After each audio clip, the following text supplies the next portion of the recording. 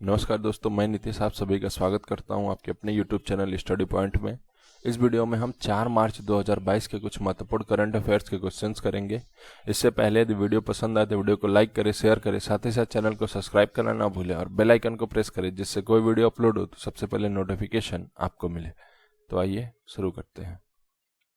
कौन सी company Vodafone group से Indus towers में 4.7% हिस्सेदारी प्राप्त करेगी? देखो सर, ये जो इंडस टावर्स है, ये इंडस टावर्स बेसिकली आप कह सकते हो एक टावर कंपनी है, ठीक है, जिससे हमारी कनेक्टिविटी मिलती रहती है, कनेक्टिविटी आसान होती है टावर के माध्यम से। तो ये एक टावर कंपनी है, इंडस टावर्स, टावर लगाती है ये। तो इससे इस कंपनी की 4.7% हिस्सेदारी वोडाफोन से खरीदेगा भारती एयरटेल। ओके, तो भारती एयरटेल 4.7% हिस्सेदारी प्राप्त करेगा वोडाफोन से इंडस टावर्स का। ओके, देखो अगर भारत में देखोगे तो अभी आज की डेट में 3 ही कंपनी आपको बेसिकली दिखेंगे टेलीकॉम सेक्टर में। एक वोडाफोन आइडिया, जिसको वीआई बोल रहे हैं, ओके, दूसरा आती है भारती एयरटेल और तीसरा देखते हो जियो। यही 3 टेलीकॉम सेक्टर की कंपनी आपको दिखेंगी। अगर आप इंडस टावर्स के शेयर में देखोगे तो भारती एयरटेल के पास सबसे ज्यादा स्टेक है इसका, ये है 46.4% के आसपास, ठीक है। वीआई के पास है 22 से 23% के आसपास इंडस टावर्स का स्टेक। ओके, अगर हम भारती एयरटेल की बात कर रहे हैं इसमें, तो भारती एयरटेल के अभी सीईओ कौन है? भारती एयरटेल के सीईओ गोपाल विट्टल। के भारती एयरटेल के चेयरमैन कौन है? भारती एयरटेल के चेयरमैन है सुनील भारती मित्तल। सुनील भारती मित्तल, ये है सर भारती एयरटेल के चेयरमैन। ओके, देखो ये सारी चीजें किससे रिलेटेड है? टेलीकॉम से। तो टेलीकॉम की जो रेगुलेटरी अथॉरिटी है उसका नाम क्या है? उसको बोलते हैं सर ट्राई। और ये पूछा जाता है सर, तो ट्राई यानी कि क्या होगा? ट्राई मतलब telecom regulatory authority of India. और ट्राई के अभी चेयरमैन कौन है पूछा जाता है सर चेयरमैन के बारे में, तो ट्राई के चेयरमैन है पीडी वाघेला। पीडी वाघेला है सर ट्राई के चेयरमैन। तो ये बात आपको पता होनी चाहिए। ट्राई यानी कि telecom regulatory authority of India. MSME रुपए क्रेडिट कार्ड भारतीय राष्ट्रीय भुगतान निगम यानी एनपीसीआई की बात हो रही है सर, के सहयोग से किस बैंक की पहल है?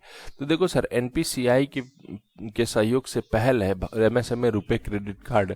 एमएसएमई रुपए क्रेडिट कार्ड मतलब क्या है? रुपए क्रेडिट कार्ड एमएसएमई के लिए, यानी कि क्या है, ये अब क्या करेगी?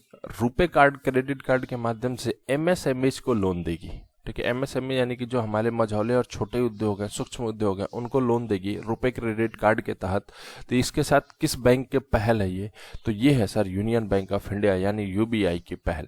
ओके, एमएसएमई मंत्री हमारे अभी कौन है? हमारे एमएसएमई मंत्री हैं नारायण राणे। ओके, तो ये बैंक है sir union bank of India, जिसकी पहल है। यूबीआई का हेडक्वार्टर कहाँ है सर? तो यूबीआई का हेडक्वार्टर है मुंबई में।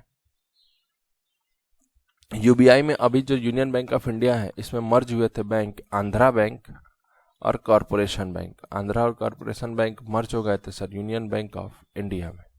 Okay, union bank of India के एमडी कौन है? Managing director. तो यूनियन बैंक ऑफ इंडिया के मैनेजिंग डायरेक्टर है राज किरण राय जी। राज किरण राय जी, ये है sir union bank of India के एमडी यानी मैनेजिंग डायरेक्टर। केंद्र ने कितने वर्षों की अवधि के लिए immigration visa foreigners registration tracking यानी आईवीआरटी योजना को 31 मार्च 2021 से आगे बढ़ा दिया है? तो देखो सर, ये जो आईवीआरटी योजना है, आईवीआरटी स्कीम है, इसको बढ़ाया है सर 31 मार्च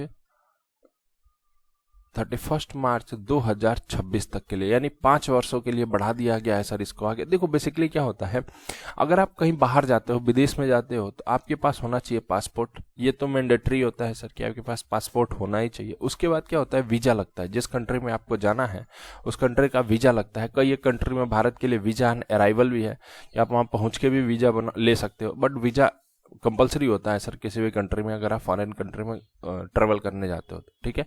और वीजा भी अलग अलग प्रकार का होता है। जैसे मान लो टूरिस्ट वीजा होता है, जो कि आसानी से मिल जाता है, आसानी से आपको मिल सकता है टूरिस्ट वीजा। एक होता है रेसिडेंशियल वीजा, तो रेसिडेंशियल वीजा लेने में थोड़ी सी दिक्कत आती है, बाकी मिल जाता है रेसिडेंशियल वीजा भी। ओके, तो ये होता है सर। अच्छा, वीजा का फुल फॉर्म क्या होता है? वीजा बोलते हैं visitors international stay admission.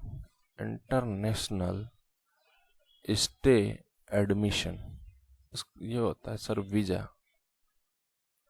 Visitors international stay admission यानी वीजा। अब देखो टूरिस्ट वीजा अलग होता है, रेसिडेंशियल वीजा अलग होता है, तो वीजा लेने में अलग अलग टाइम लगता है सर। तो इसकी अवधि को बढ़ा दिया है सरकार ने 31 मार्च से 2026 तक, यानी 5 सालों के लिए। देखो पहले वीजा लेने के लिए आपको 15 से 16 दिन लगते थे, आज की डेट में वीजा आपको 24 से 72 घंटे के बीच में उपलब्ध करा दिया जाता है। और इस पूरे स्कीम के लिए सरकार का एम है खर्चा करने का 1364 करोड़ रुपए।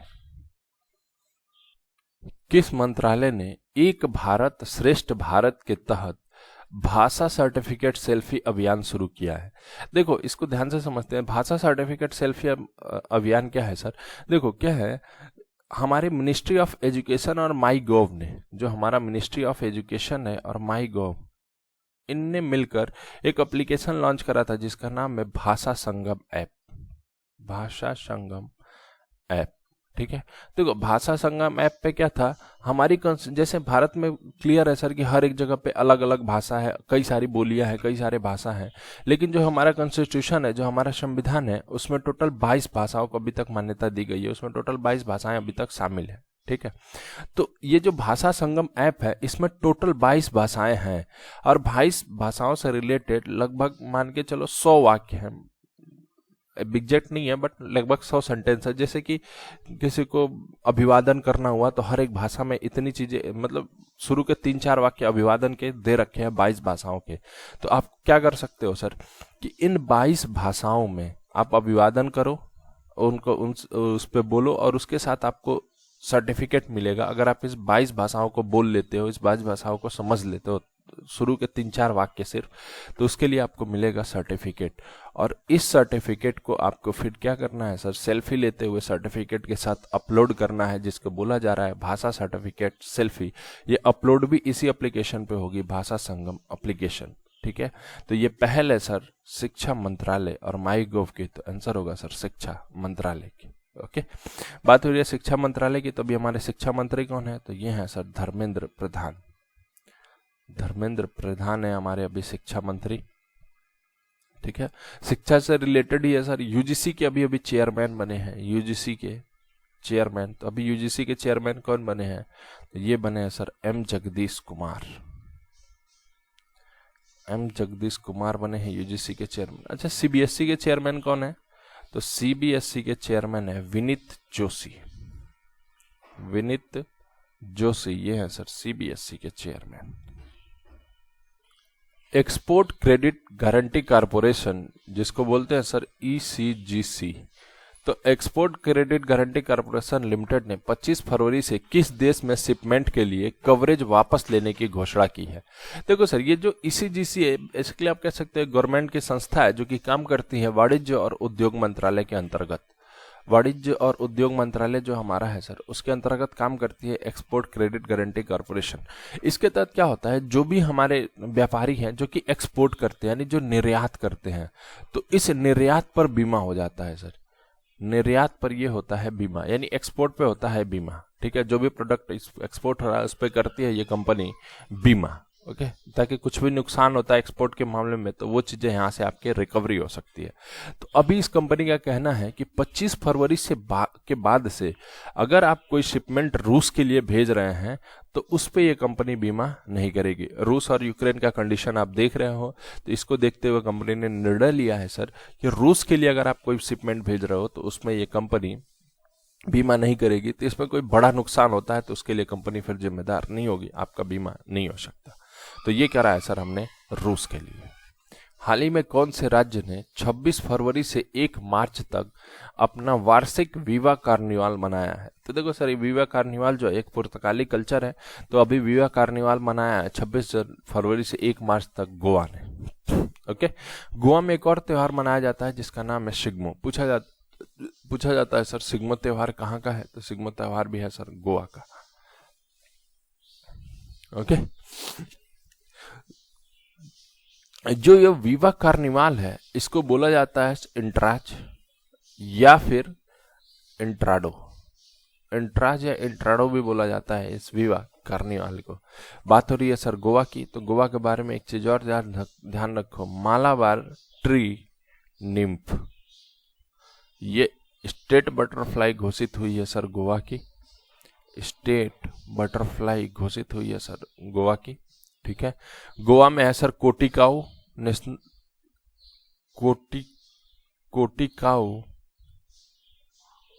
Wild life sanctuary, Bondla wild life sanctuary है सर गोवा में, Bondla wild life sanctuary. Mollem national park है गोवा में, मोलाम नेशनल पार्क, जिसे भगवान महावीर नेशनल पार्क भी बोलते हैं, ठीक है। फिर एक पूछा जाता है sir doctor Salim Ali bird sanctuary, doctor Salim Ali bird sanctuary, ये भी है सर गोवा में। देखो अगर doctor Salim Ali bird sanctuary की बात करें तो गोवा है, doctor Salim Ali national park की बात करें तो वो है सर जम्मू में। तो इसमें कंफ्यूज नहीं करना, बर्ड सेंचुरी यानी गोवा, नेशनल पार्क की बात करें तो वो है फिर जम्मू में। ओके, कोलोकेशंस का मुद्दा इन दिनों चर्चा में है, यह किस क्षेत्र से संबंधित है? तो देखो सर ये जो कोलोकेशंस का मुद्दा है ये है सर शेयर बाजार से संबंधित, ठीक है।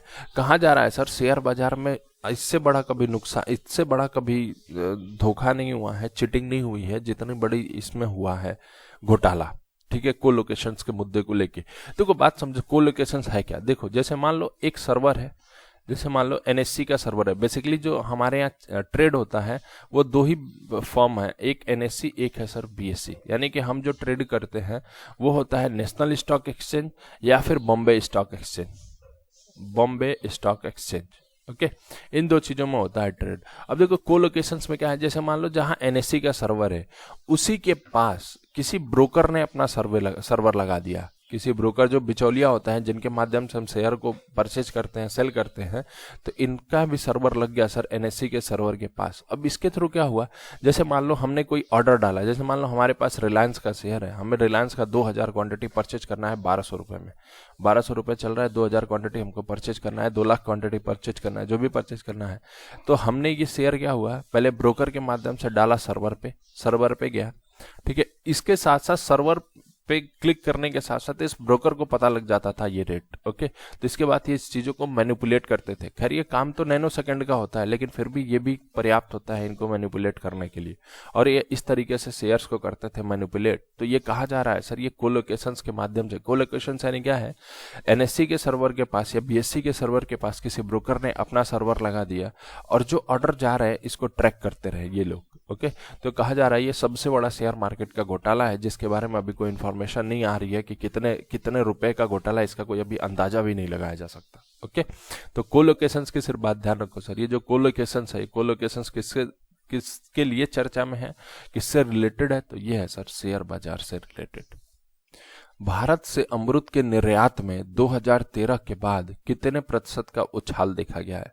तो देखो सर जो हमारा भारत है, ये बहुत अच्छी बात है सर कि हम अब एक्सपोर्ट में बहुत आगे हैं। फल यानी कि जो फ्रूट्स हैं उसके एक्सपोर्ट में और डेयरी प्रोडक्ट के एक्सपोर्ट में, यानी जो इसका निर्यात है इसमें हम बहुत आगे हैं। तो अभी सर 2013 के बाद देखा गया है कि अमरूद के निर्यात में 260% का, लगभग 260% का उछाल देखा गया है। ठीक है, हम ये फलों का निर्यात जो है किस कंट्रीज को करते हैं? देखो सबसे ज्यादा करते हैं हम बांग्लादेश को, बांग्लादेश जाता है सबसे ज्यादा फल मेरा, फिर नीदरलैंड को करते हैं, यूएई को करते हैं। तो ये सारी कंट्रीज है जिसको हम करते हैं फलों का एक्सपोर्ट, सबसे ज्यादा बांग्लादेश को। ठीक है, अब बात करते हैं डेयरी प्रोडक्ट की। तो डेयरी प्रोडक्ट में हम क्या क्या एक्सपोर्ट करते हैं? जैसे पनीर, कर्ड यानी दही, ये सारी चीजें हम डेयरी प्रोडक्ट में करते हैं सर एक्सपोर्ट। यूएई को करते हैं, बांग्लादेश को करते हैं। डेयरी प्रोडक्ट हम यूएसए यानी अमेरिका को भी करते हैं एक्सपोर्ट। ओके, सबसे ज्यादा यूएई को करते हैं $40 मिलियन। तो ये फिगर इंपॉर्टेंट नहीं है, बस इतना ध्यान रखो सर कि हम एक्सपोर्ट में आगे हैं, किसमें? डेयरी और फ्रूट्स में। ओके, अभी भारत सबसे ज्यादा एक्सपोर्ट कर रहा है डेयरी और फ्रूट था, जिसके तहत आर्म्ड फोर्सेज प्रिपरेटरी स्कूल पहले बैच के लिए प्रवेश ले रहा है। देखो सर जो आर्म्ड फोर्सेज प्रिपरेटरी स्कूल है ये पहले बैच के लिए प्रवेश ले रहा है। इस बजट का नाम है सर देशभक्ति बजट। इसके तहत क्या है, इन स्कूलों में क्या होगी, रेसिडेंशियल फैसिलिटी भी होगी। ठीक है, रेसिडेंशियल फैसिलिटी। और इन स्कूलों में क्या होगा सर, एनडीए, एसएसबी, इन सब चीजों में बच्चे इंटर करेंगे, यानी उनको पूरा माहौल ही दिया जाएगा आर्मी और इन सब चीज़ों से रिलेटेड, एयरफोर्स से रिलेटेड, ताकि उसमें ज्वाइन करें। शुरू से ही ऐसा माहौल दिया जाएगा इन स्कूलों में बच्चों के लिए, ठीक है। एनडीए, एसएसबी, ये सब चीज़ें बच्चे ज्वाइन करें, ठीक है। तो ये है सर रेसिडेंशियल फैसिलिटी के साथ आर्म फोर्सेस प्रिपरेटरी स्कूल की व्यवस्था की गई है देशभक्ति बजट में दिल्ली सरकार के द्वारा। मुंबई स्टॉक एक्सचेंज और नेशनल स्टॉक एक्सचेंज ने 25 फरवरी 2022 से कौन सा स्टॉक सेटलमेंट सिस्टम शुरू किया है? तो देखो सर, 25 फरवरी 2022 से जो हमारा स्टॉक सेटलमेंट सिस्टम है वो हो जाएगा T+1। पहले हमारा था T+2, यानी कि जैसे मान लो हम ट्रेडिंग करने के लिए क्या होता है, एक ट्रेडिंग अकाउंट की जरूरत होती है, एक होता है सर हमारा डीमेट अकाउंट। जैसे मान लो अगर हमने आज मान लो मंडे है, मंडे को हमने कोई शेयर परचेज किया, ठीक है, लॉन्ग टर्म के लिए हमने मंडे को कोई शेयर परचेज किया, तो अब ये क्या होता था, मंडे फिर ट्यूसडे फिर ये वेडनेसडे को, यानी कि जिस दिन हमने किया उससे 2 दिन बाद हमारे डीमेट अकाउंट में जाता था, ठीक है। अब ये क्या होगा, अब ये T+1 डे, यानी मंडे को आपने परचेज किया और ट्यूसडे यानी T+1 डे में आपका सेटलमेंट होकर आपके डीमेट अकाउंट में शो होने लगेगा, ठीक है। तो ये होता है सर T+1 और T+2। तो पहले था सर, और भी कंट्रीज यूज जो करती हैं वो करती हैं T+2 डेज, अभी हम एडवांस में T+1 डेज में आए, T+1 डे सेटलमेंट में, ओके। देखो इस सारी रेगुलेटरी को देखता कौन है स्टॉक मार्केट की? तो इसको देखता है सर सेबी। सेबी क्या है? सेबी है sir securities and exchange board of India, जिसके भी चेयरपर्सन बनी है मधावीपुरी बुच, मधावीपुरी बुच। और ये पहली महिला है सर जो सेबी की बनी है चेयरपर्सन, ठीक है। और नॉन आईएएस, पहली महिला और पहली नॉन आईएएस है सर जो कि बनी है सेबी की chairperson, okay. Gujarat international finance tech city में कार्यालय खोलने वाली पहली बहुपक्षीय एजेंसी कौन सी है? तो देखो sir, Gujarat international finance tech city, यानी जिसको हम बोल रहे हैं गिफ्ट सिटी, ठीक है। तो गिफ्ट सिटी में अपना पहला कार्यालय खोलने वाली बहुपक्षीय एजेंसी है sir new development bank, okay. New development bank को हम क्या बोलते हैं? हम ब्रिक्स बैंक भी बोलते हैं, ठीक है। तो ब्रिक्स बैंक है जो कि गिफ्ट सिटी में खोल रहा है सर अपना ऑफिस, ओके। ब्रिक्स बैंक में इन ब्रिक्स देशों के साथ 4 कंट्री और शामिल हुए हैं, तो अब टोटल 9 कंट्री हो जाएंगी। कौन कौन सी है सर? एक है बांग्लादेश, यूएई, उरुग्वे और इजिप्ट। ये 4 कंट्री और शामिल हुई हैं सर ब्रिक्स देशों में न्यू डेवलपमेंट बैंक में, ठीक है। इसके प्रेसिडेंट कौन है? इसके प्रेसिडेंट है मार्कस प्राडो ट्राइजो, मार्कस प्राडो ट्राइजो, ये है सब प्रेसिडेंट न्यू डेवलपमेंट बैंक के। और वाइस प्रेसिडेंट कौन है? वाइस प्रेसिडेंट है अनिल किशोरा, जो कि है भारतीय व्यक्ति। अनिल किशोरा है इसके वाइस प्रेसिडेंट, जो कि है भारतीय व्यक्ति। और जो मार्कस प्राडो ट्राइजो, ये कहाँ के? ये है सब ब्राजील के, ये है ब्राजीलियन। ब्रिक वर्क्स रेटिंग्स ने वित्त वर्ष 22 के लिए भारत की जीडीपी वृद्धि का अनुमान 8.5 से 9% से कम करके कितना प्रतिशत कर दिया है? तो अभी जो ब्रिक्स वर्क्स रेटिंग्स है, इसने भारत की जीडीपी वृद्धि का अनुमान जो है वो अभी पहले 8.5 से 9% आंक रहे थे, अब इसको कम करके कर दिया है 8.3%, ठीक है। तो अभी 8.3% है सर ब्रिक वर्क्स रेटिंग्स के हिसाब से भारत की जीडीपी वृद्धि का अनुमान वित्त वर्ष 2022 के लिए। तो इस वीडियो में इतना है। वीडियो पसंद आए तो वीडियो को लाइक करें, शेयर करें, साथ ही साथ चैनल को सब्सक्राइब करना ना भूलें और बेल आइकन को प्रेस करें, जिससे कोई वीडियो अपलोड हो तो सबसे पहले नोटिफिकेशन आपको मिले। जय हिंद।